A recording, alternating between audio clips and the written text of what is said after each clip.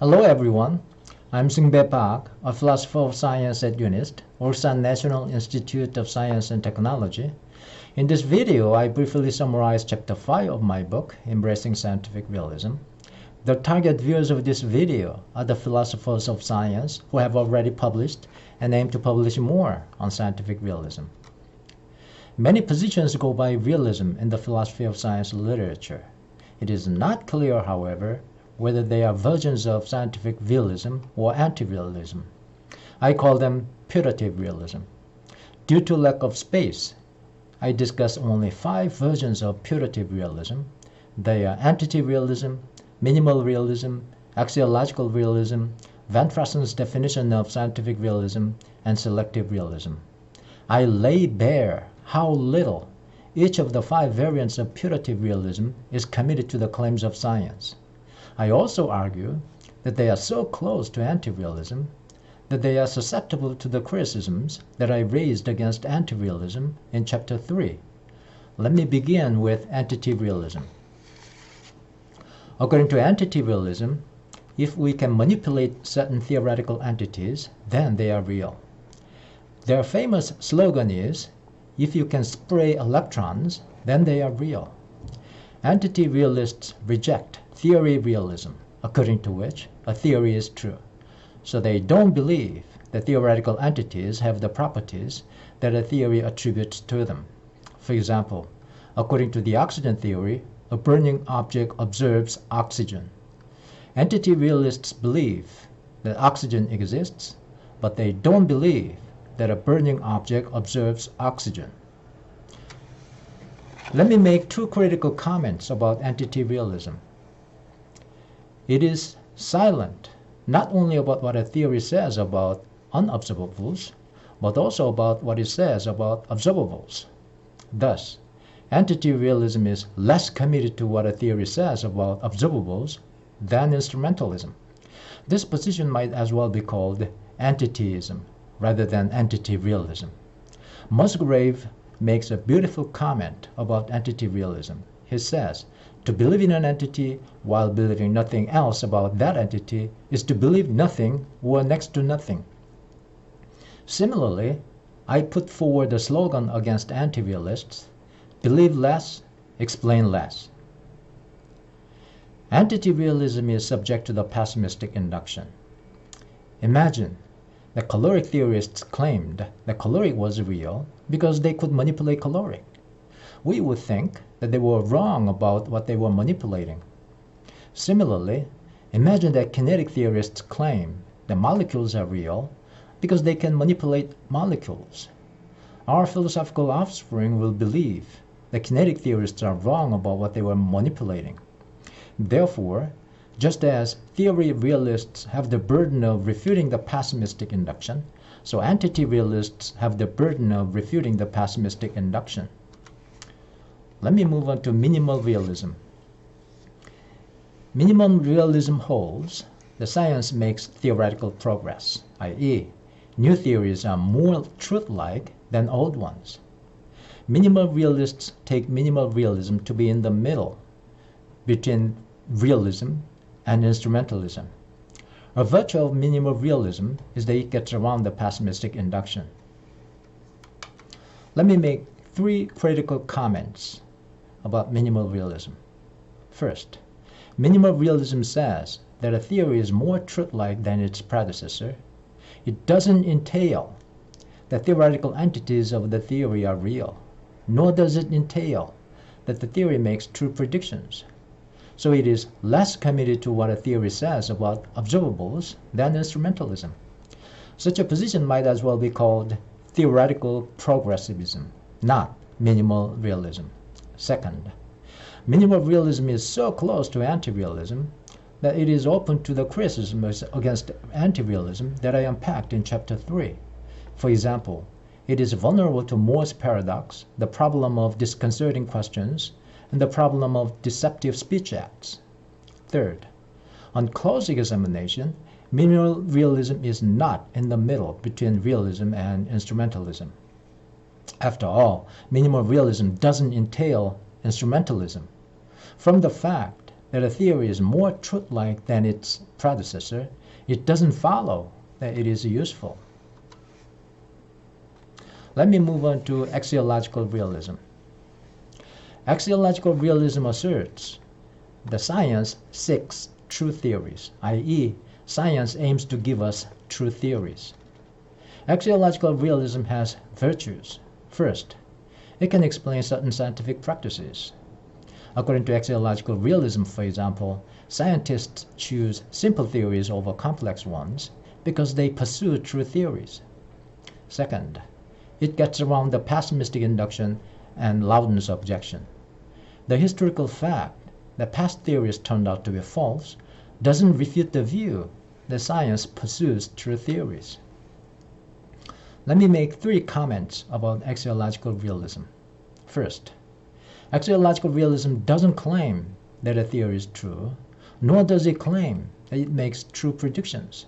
So, it is less committed to the claims of science than instrumentalism. Second, axiological realism is so close to antirealism that it is susceptible to the criticisms against antirealism that I unpacked in Chapter 3. For example, axiological realists are subject to the pessimistic induction over antirealists. Third, axiological realism gives teleological explanations of scientific practices. In a teleological explanation, a final cause is invoked to explain phenomena. In a mechanical explanation, by contrast, an efficient cause is invoked to explain phenomena. Both types of explanations were accepted in ancient science. In modern science, however, only mechanical explanations are accepted. Let me move on to Van Fraassen's definition of scientific realism. According to Van Fraassen, scientific realism is the view that science aims to give us in its theories a literally true story of what the world is like, and acceptance of a scientific theory involves the belief that it is true. Scientific realism, thus defined, is composed of 2 theses. The first thesis concerns an aim of science, and it coincides with axiological realism that we just noted in this video.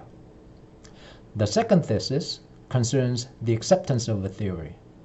For Van Fraassen, to accept the theory is to make a commitment to confirm any future phenomena by means of the conceptual resources of this theory.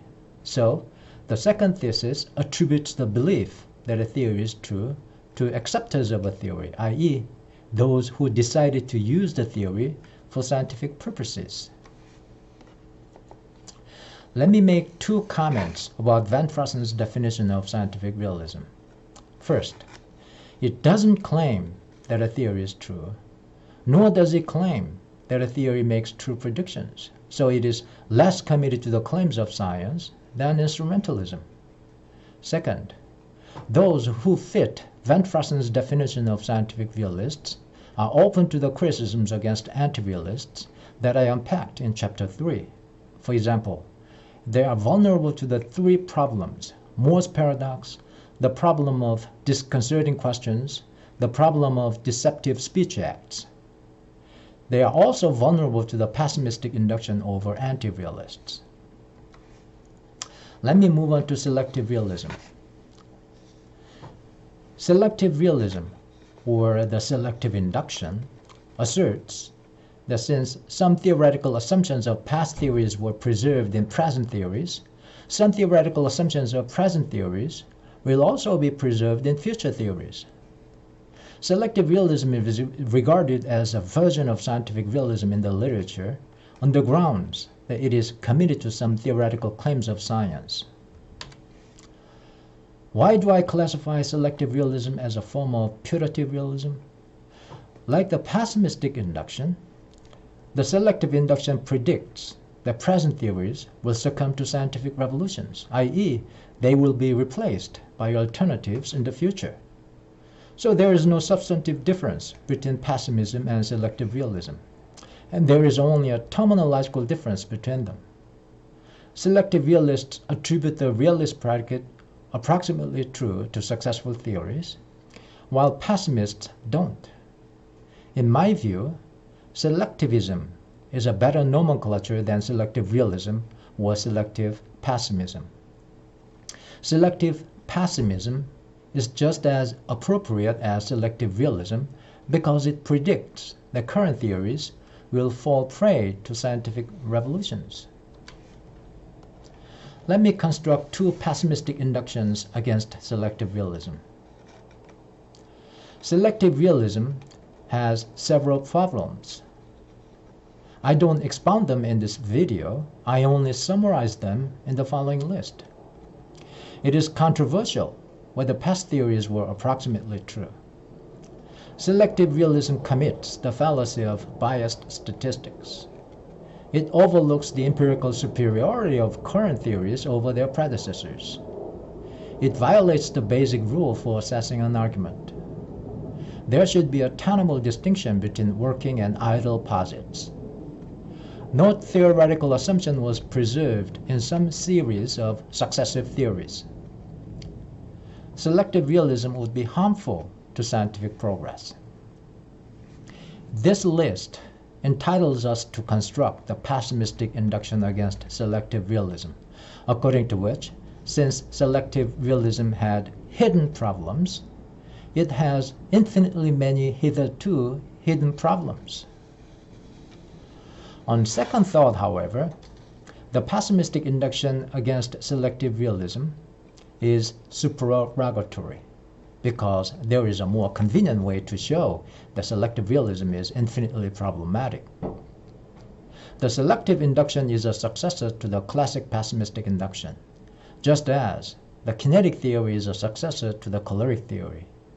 So, the selective induction falls victim to the grand pessimistic induction, according to which, since the classic pessimistic induction is infinitely problematic, its successors, including the selective induction, are also infinitely problematic. I just summarized Chapter 5 of my book, Embracing Scientific Realism. Thank you for watching. See you next time.